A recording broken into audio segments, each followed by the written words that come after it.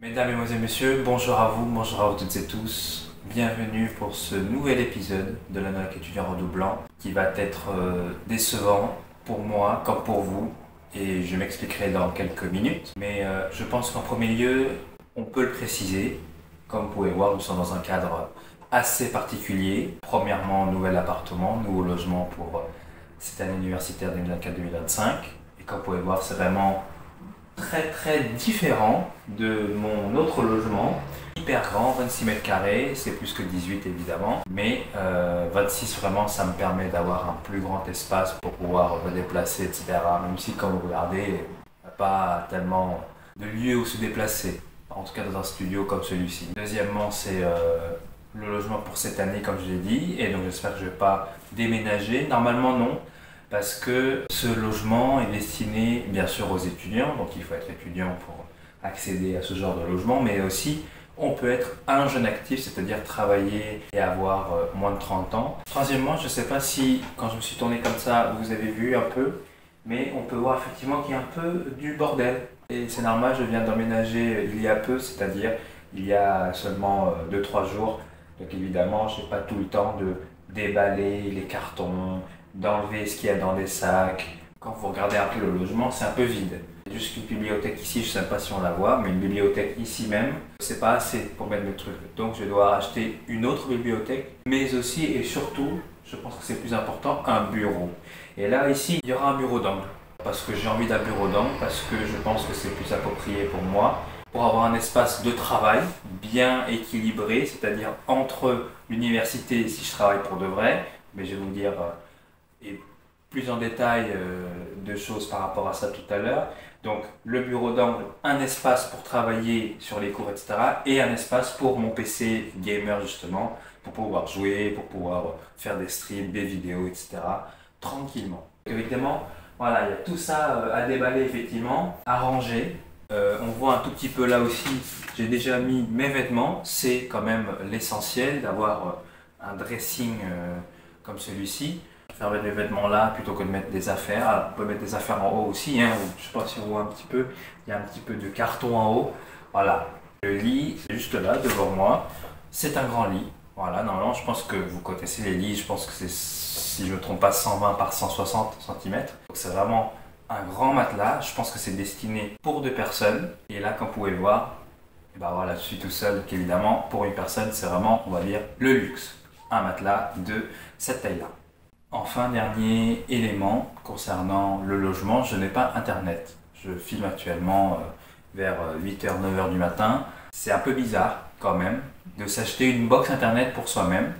Vous inquiétez pas, la fibre, la Wi-Fi, je l'aurai dès cet après-midi, donc le 15 octobre après-midi. Voilà, pour ainsi être au plus grand des calmes concernant la connexion. Je pense que ce sera bien pour les streams, je pense que ce sera bien aussi pour les jeux. Pour le téléchargement de certaines choses, ça peut être des jeux, ça peut être des vidéos, des albums, des grippes de CD, etc. comme vous le savez, hein, monsieur le passionné. Donc évidemment, voilà, la fibre, ça va venir. Mais évidemment, je n'installerai pas mon PC gamer tout de suite. J'attends d'avoir mon bureau d'angle pour pouvoir bien installer tout ça. Passons désormais, mesdames et messieurs, au deuxième point de cette vidéo. Je pense que tout le monde l'attend et je l'ai en quelque sorte un peu teasé au tout début. C'est pourquoi cette vidéo est décevante en termes d'études, de vie étudiante également. C'est comme l'année dernière. Encore, l'histoire se répète. Je ne vais pas en cours, je n'ai avec personne avec qui parler. Si je vais dans des TD de groupe comme cela a pu se produire en pratique orale, je ne peux me mettre avec personne parce que je ne connais personne. Et donc c'est peut-être ce fait-là qui fait que je n'ai pas envie d'aller en cours. Parce que même si j'ai le courage de temps en temps, et même aujourd'hui, je pense que c'est ce que je vais faire quand j'aurai internet bien sûr, de rattraper moi-même les cours. Par exemple d'hier, de lundi, il y avait des cours magistraux, il y avait un TD en pratique orale. En anglais, je n'y retournerai plus jamais avant les vacances. L'objectif que je me suis mis, c'est de retourner en cours après les vacances d'octobre-novembre. Parce que, comme l'année dernière, j'ai personne à qui parler. Si je rate des cours, à qui vais-je demander des notes de cours? Pas au professeur, pas à des personnes que je ne connais pas. D'autant plus que pendant cette période-là, depuis que j'ai commencé les cours, je n'ai pas de dispense d'assiduité. Ça veut dire que j'aurais dû être là à tous les cours. Toutes les semaines, je me dis j'ai envie d'essayer d'aller à tous les cours. Même cours magistraux, aussi long soit-il, ça peut être 2 heures, ça peut être juste 1 heure seulement. On y va quand même et je pense que pour moi c'est plus facile parce que de temps en temps aussi, comme vous le savez, dans les cours magistraux, il y a des choses qui ne sont pas dites dans les diapos. Mais là c'est pareil, à qui vais-je demander les notes, les CM, alors que je ne connais personne? Et donc c'est pour ça que je dis que c'est décevant de ma part, comme pour vous.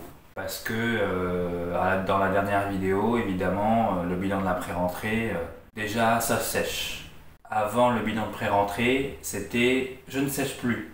Tout ça pour vous dire qu'en fait, l'histoire se répète à chaque fois. Ça fait 3 ans, voire même 4 ans maintenant, ça va l'être. Je vais en cours, tout le monde est déjà en groupe, donc je vais plus en cours parce que je n'ai personne avec qui parler. Souvent, je rattrape soit en retard, soit le jour même. C'est très rare que ce soit le jour même, mais il faut essayer de se mettre un peu de soi-même. Essayer de rattraper les cours. Je veux aller à la BU pour rattraper les cours, mais ça marche pas parce que je me dis, si je reste là dans mon espace, finalement ça va aller plus vite. Et ça se répète. Et ça se répète toujours comme ça. Donc je pense qu'il faut que j'apprenne à ne plus faire de promesses. Je crois qu'en faisant ça, je m'entraîne à être président de la République. En tout cas, à être candidat pour être président parce que comme vous le savez, en politique, on ne tient jamais ses promesses. Je commence à en avoir marre quand même de sécher de cette façon. S'il y a quelque chose comme ça veut dire qu'il y a quelque chose qui bloque. Est-ce que c'est parce que j'ai personne avec qui parler là-bas? Est-ce que c'est parce que les cours ne m'intéressent plus finalement? Pourtant, j'aimerais bien faire la traduction, j'aimerais bien aller jusqu'à devenir enseignant, soit traducteur, mais je pense qu'enseignant ça va être plus facile qu'au traducteur. Ou alors, si ces cours en langue étrangère ne me sont plus appropriés, dans quelles études dois-je partir alors? Est-ce que je dois me fier à ce que je voulais faire depuis la fin du lycée, c'est-à-dire aller à Paris faire du thaïlandais à l'INALCO, ou est-ce que c'est faire du droit, aller dans la politique, travailler dans la politique ou dans l'administration publique plutôt directement? Est-ce que c'est ça dont monsieur rêve? On peut le voir, je pense, comme ici, la vie, pour moi, pour l'instant, c'est un bordel. Voilà, mesdames et messieurs, pour cet épisode de la Nolac étudiant redoublant. Merci beaucoup de m'avoir écouté, merci de votre attention. Je suis ouvert à toute discussion en commentaire, comme je l'ai été auparavant, en toute transparence. Et je le répète, comme pour les études supérieures, je ne vais pas donner de promesses pour cette chaîne YouTube. S'il n'y aura pour l'instant que des vidéos de la Nolac étudiant redoublant, et bah ainsi soit-il. Parce que l'autre fois j'ai essayé de faire une vidéo YouTube sur la politique thaïlandaise. J'ai passé 1 heure à 2 heures pour la tourner. J'ai abandonné au bout de 2 heures. Voilà, pour vous dire à quel point c'est vraiment désespérant tout ça. Allez, à très bientôt pour un nouvel épisode de la Nolac étudiant.